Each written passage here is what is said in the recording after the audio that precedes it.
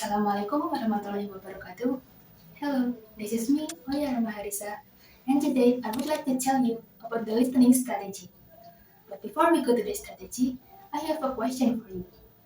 Have you ever had difficulties during your listening activity in your classroom, such as you might losing some part in your listening audio, and then you end up losing all the part in your listening activity? Well, there are some strategies to prevent that to happen. Before we go to the strategy, we need to know what is the listening activity. So, what is the listening activity? According to Underwood in Lecture 2011's listening activity is an activity to pay attention to the speaker and focusing on the meaning of what we heard. There are 10 obstacles in the listening skill. It can be related to the content of the listening track, related to the listening linguistic feature, related to the speaker, and the last one related to the listener's skill itself. There are three obstacles related to the content of the listening track. For number one, you may find the unfamiliar word. A word like erudition, nihility, or abundance, you might not find it in a common text or in common conversation. And then number two, uh, there is a complex grammatical structure in a sentence where you need to find where is the subject, where is the verb, where is the object, and where is the main idea of the text. And then number three is your listening text is too long or uninteresting. We go to the obstacle related to the linguistic feature. For number one, difficulty in recognizing the word. You may find the word night and night, there, and there.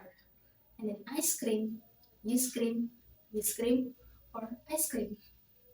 We go to the number two is finding a pronunciation familiar.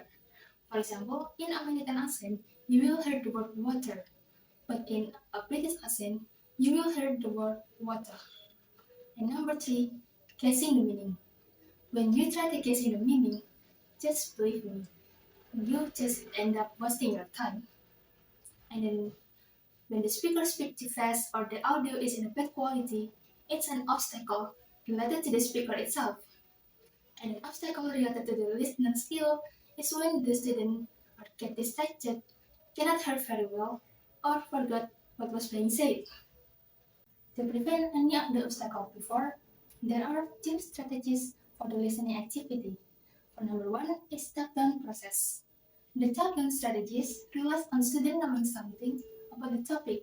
The previous knowledge required for top-down processing may be previous knowledge about discourse, situational, or contextual knowledge.